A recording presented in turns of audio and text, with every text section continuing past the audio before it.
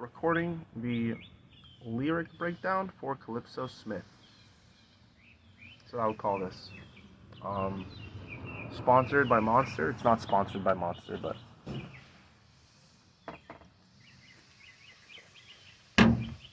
no, it kind of is.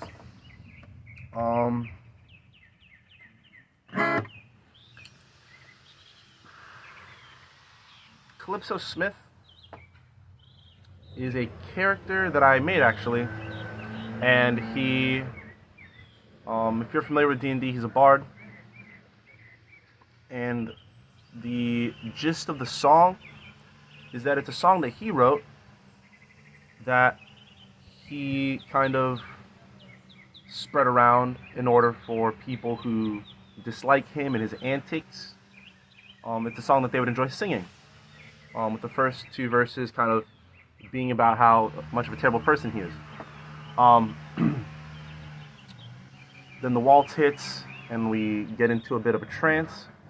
And at the end of the waltz, at the end of his spell,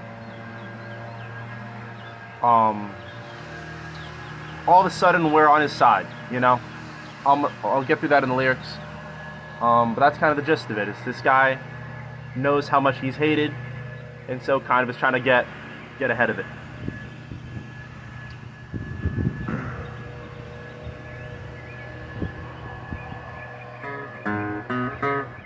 This is the intro. This next song is the tale of a scoundrel, a rapscallion, a fiend. He isn't to be trusted, even more so not to be given alcohol. And whatever you do, don't let him get on a stage. He's wicked and whimsical, cunning and charismatic. This is the Curse of Calypso Smith. Now, I don't know. That part's probably like a narrator kind of, you know. And then the got us an empty verse.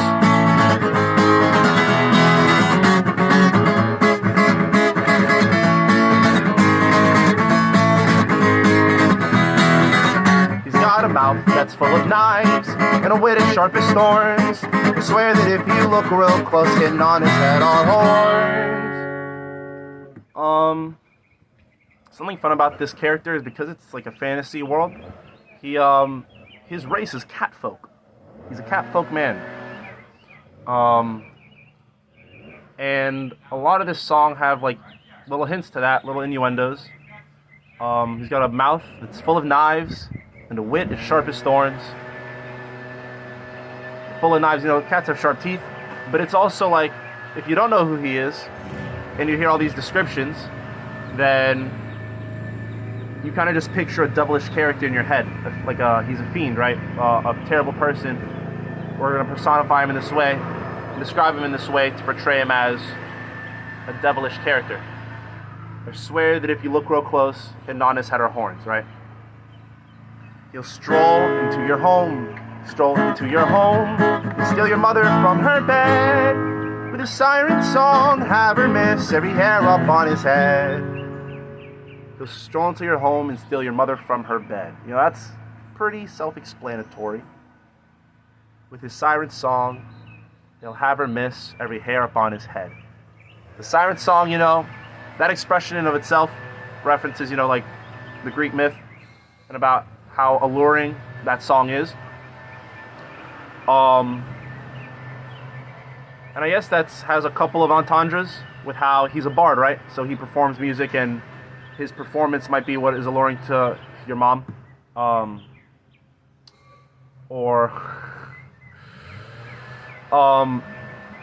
Another thing is considering that this is something that he wrote as if someone who disliked him wrote it.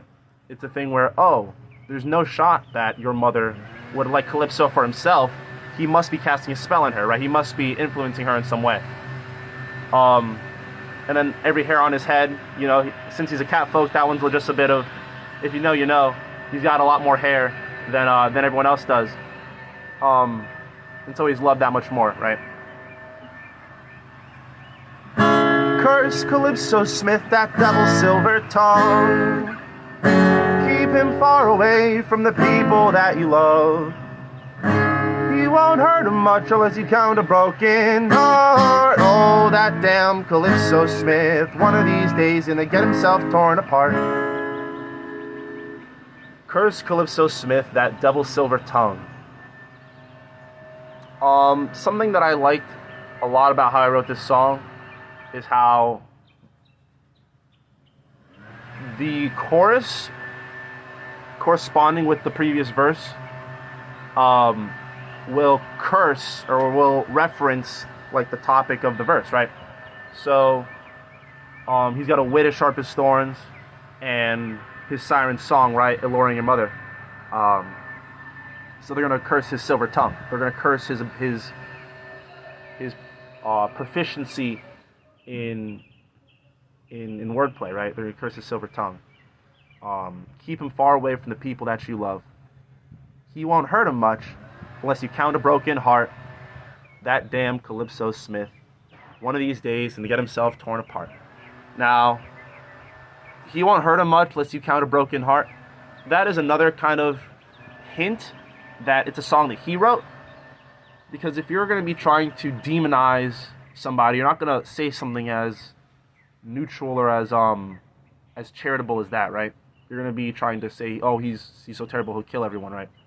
But this song's like, yeah, here's a little hint that he's not going to be doing too much. He's only really going to break your loved one's heart.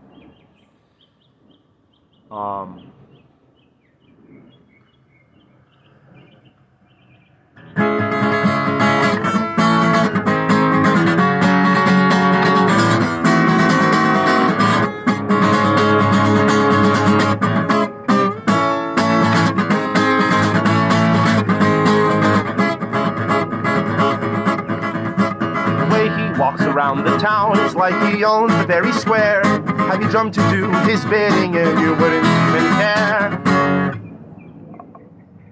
The way he walks around the town, it's like he owns the very square.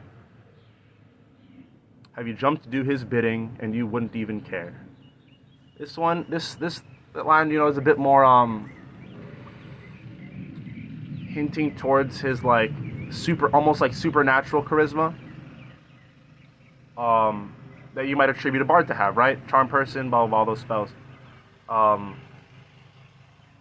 Kind of have him doing things like that if he needs to or if he wants to.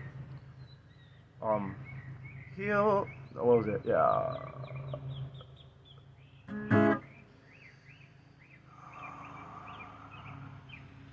How his hips sway side to side's got hypnotism in his step.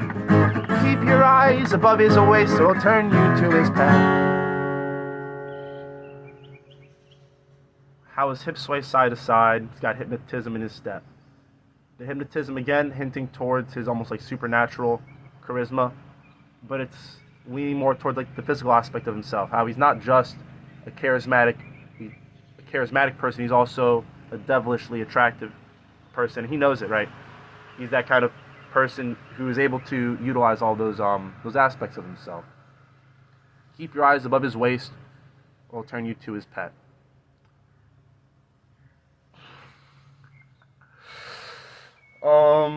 Yeah, he's got that. He's a sexy boy. But if you're following along to like the pattern, this verse referencing his physical characteristics and his physical swagger. The chorus goes, Curse Calypso Smith, that braggart's lofty strut. May he break a leg and his tongue be deftly cut. Enough for many lives at a noose around his neck. Oh, that damn Calypso Smith, such a cheat, he's bested even dead.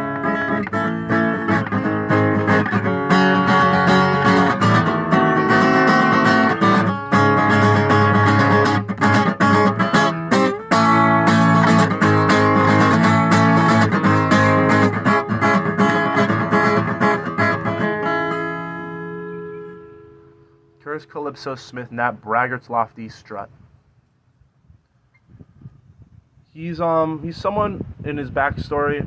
He didn't come from much, but he values the luxurious life, and that lofty strut is kind of like that's how he holds himself to that almost like noble standing. May he break a leg, and his tongue be deftly cut. May he break a leg. That's another kind of like cute little hint. That's a song that he wrote. People who aren't familiar with theater, and it's kind of like a common phrase now, but probably not in like a fantasy world. Break a leg being good luck, right? But if you're just some guy who hates him and isn't aware of that, you'll say that without a second thought. May he break a leg, and his tongue be deftly cut. Enough for many lives, had a noose around his neck. That damn Calypso Smith, he's such a cheat, he's bested even death. Had enough for many lives. He's a cat, right? He's got plenty of lives. Another hint towards that. Had a noose around his neck. That damn Calypso Smith, he's such a cheat, he's bested even death. I like that line. It's just a little cute, little bit of wordplay. But yeah, he can cheat death with all the lives he's got. And then we got the waltz.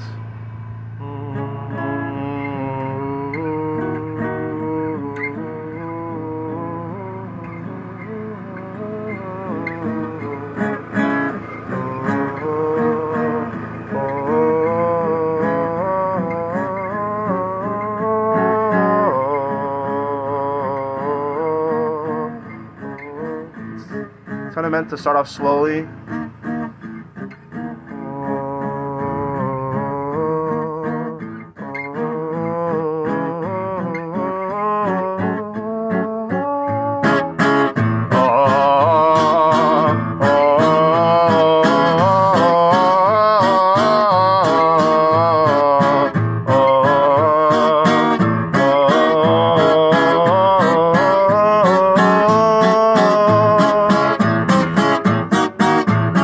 Picking up, taking hold.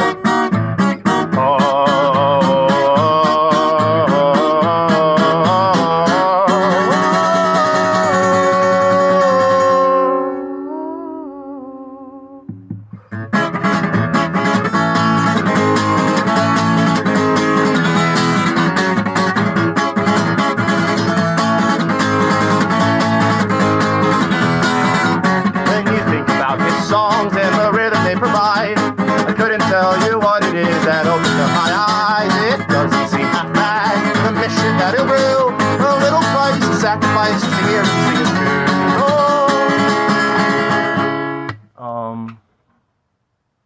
We get out of the waltz, and the tempo's faster. You can almost hear a clap with how the guitar gets played, and that's when the spell's, like taking hold. Thank you.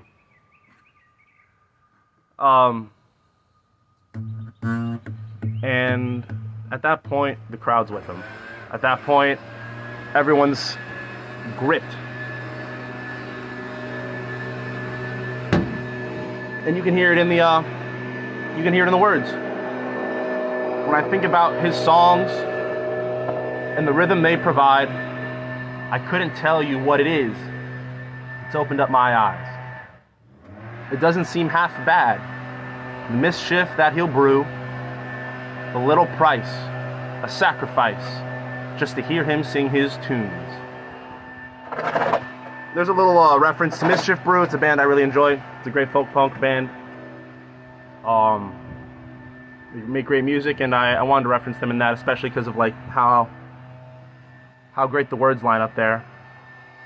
And it kind of seems like the crowd and whoever's singing this song has come along to the idea that whatever mischief this guy is going to bring, it's a worthy sacrifice for how good his music is. And at this point, they're fully enthralled, right? We get into the chorus. Praise Calypso Smith, he's the sharpest cat around. Praise Calypso Smith, he makes the sweetest sounds. He's a vagabond and a charmer through and through. Oh, be beware Calypso Smith, and pray he never turns his songs the Praise Calypso Smith, the sharpest cat around. Oh, praise Calypso Smith, he makes the sweetest sound. He's a vagabond and a charmer through and through. Oh, beware Calypso Smith, and pray he never turns his songs the Praise Calypso Smith, the sharpest cat around. Vagabond and a charmer through and through. Oh, beware Calypso Smith, may he never turn his songs, may he never turn his songs, may he never turn his songs to you.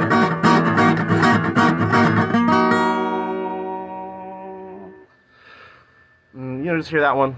Praise Calypso Smith. He's the sharpest cat around. Praise Calypso Smith. He makes the sweetest sounds.